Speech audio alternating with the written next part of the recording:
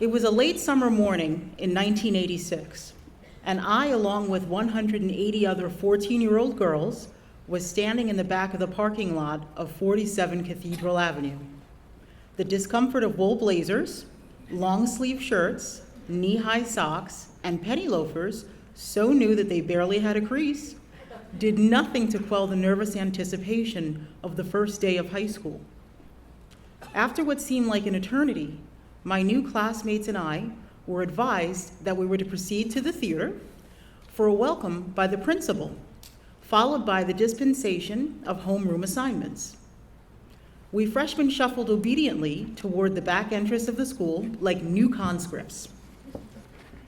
At the door stood a man over 6 feet, with Irish good looks, colossal hands and feet, who donned a priest's collar.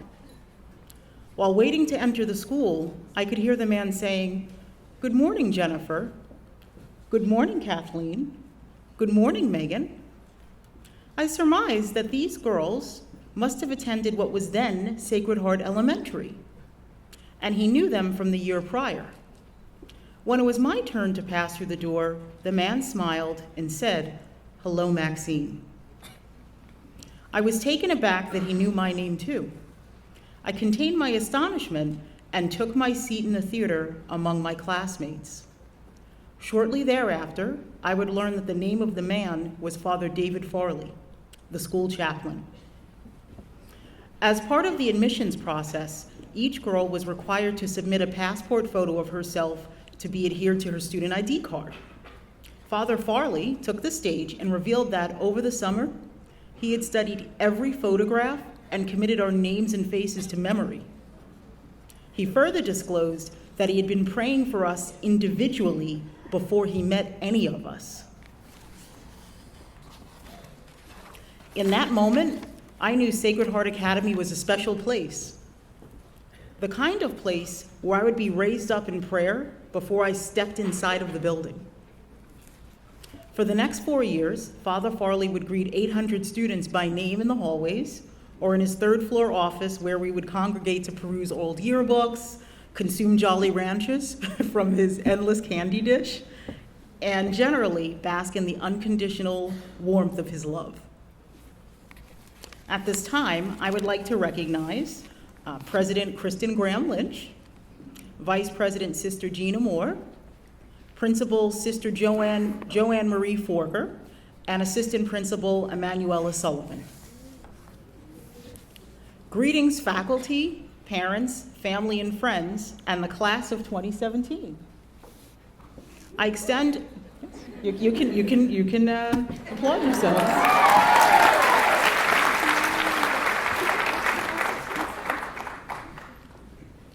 I extend a heartfelt thank you for granting me the opportunity to be a part of such a momentous day. Since graduating 27 years ago, I've been a little busy. I studied psychology and Guinness at Fordham University's Rose Hill campus. Don't listen to that, Mom and Dad. Held jobs at MTV, Amnesty International, and a fashion company. I experienced heartbreak in Paris, the world's most romantic city. Put myself through law school as an evening student while working full-time. Survived living in Manhattan for a decade, and started my own law practice without ever having worked at a law firm. Became president of the only Black Bar Association on Long Island, and ascended to the office of Hempstead Village Justice. And while I would like to take full credit for my accomplishments, I cannot. I've only gotten to this point because of sacrifices. Sacrifices made by my parents, Donald and Maxine Townsend Broderick. Mom, would you give them a wave?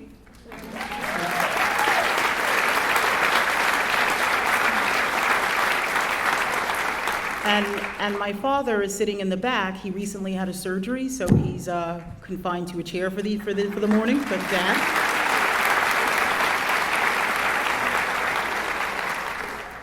I was born and raised in Hempstead and came from a working class background. My father worked as a fire dispatcher for FDNY for 33 years, and my mother is a school photographer.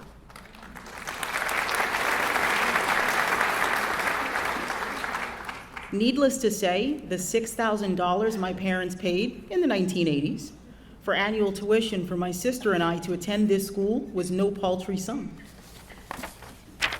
Further, I am the youngest of 4 children, all of whom are college graduates.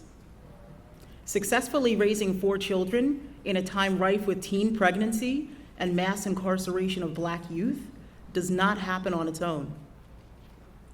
It comes about because of families like mine and yours making hard choices, and through the gift and privilege of Catholic education.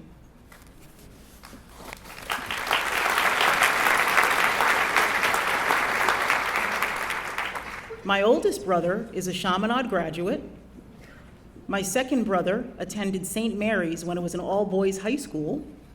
And my sister, Dr. Monica Broderick, Sacred Heart Academy class of 1988, went on to graduate from an Ivy League university and one of the most prestigious medical schools in the country. Monica's back there with Dad. and Monica is my personal hero.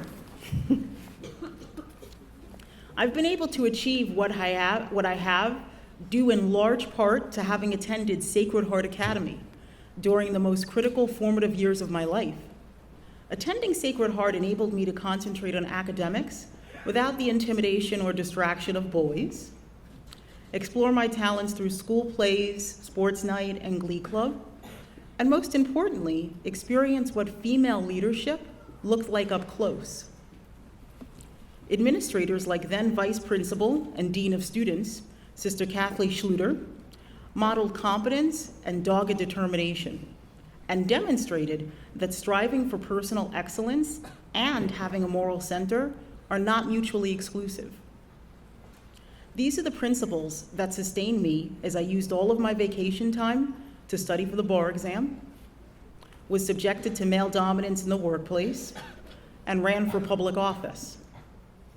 In January of this year, I was appointed Hempstead Village Justice by former Mayor Wayne Hall, a position that carried with it great responsibility. I held the authority to issue warrants, set bail, and sentence defendants to confinement in county jail. However, in order to maintain that esteemed position and secure a 4-year term, I needed to be elected by Hempstead's 55,000 residents. Despite having worked my heart out and executed a very strong race, I lost the election by 170 votes. To say I was disappointed would be a gross understatement. Frankly, I was crushed. Not only because I had lost the election, but so had the would-be first woman president of the United States. Internally, I flogged myself, thinking if I had visited just one more church or civic association, the outcome would have been different.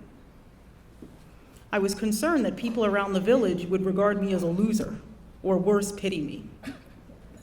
And through all of this, I had to remain on the bench in fulfillment of my role until it was time to cede my courtroom to the duly elected judge. As a Sacred Heart total woman, that's what we called it back in my day. So when you were a junior, you were 3/4 of a woman. But so as a Sacred Heart total woman, I held my head high, made no disparaging remarks about my successor, consoled sobbing campaign workers, and ultimately conceded the race on social media. So you knew it was real. I was able to do all of this for 2 reasons. 1, Gold Team had lost twice to Red Team during my 4-year sports night career. And I learned how to lose with poise and dignity. 2, those banners outside of this institution, I pass nearly every day on my way to the office that read, "Lead with heart." Gradually, I came to understand it was just not my time and accepted the outcome of the race. However, I remained active in the Hempstead and legal community, and I'm delighted to say that I secured a nomination this past week as a Democratic candidate for Nassau County District Court.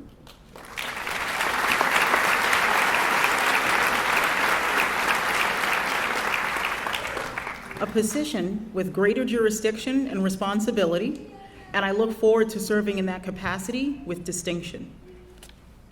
Because women are underrepresented in government, I encourage you to consider running for office, no matter your political affiliation, like our fellow Shaw sister, Laura Gillen, 1987. At this time, I will leave you with the words I received from President Kristen Lynch Graham on the morning of my ill-fated election.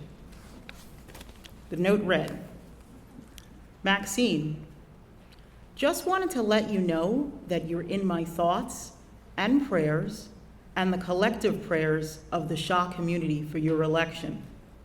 Remember, you go with Shaw."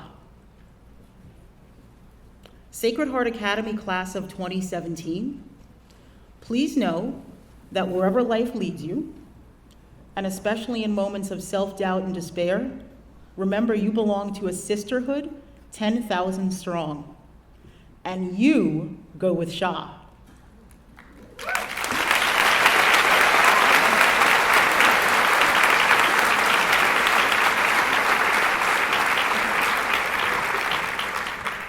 I would like to give a special congratulations to Devin Mongan. Where's Devin? I saw Devin earlier. I think she's hiding, all right. And her mom, my 1990 classmate, Lisa Kennedy Mongan.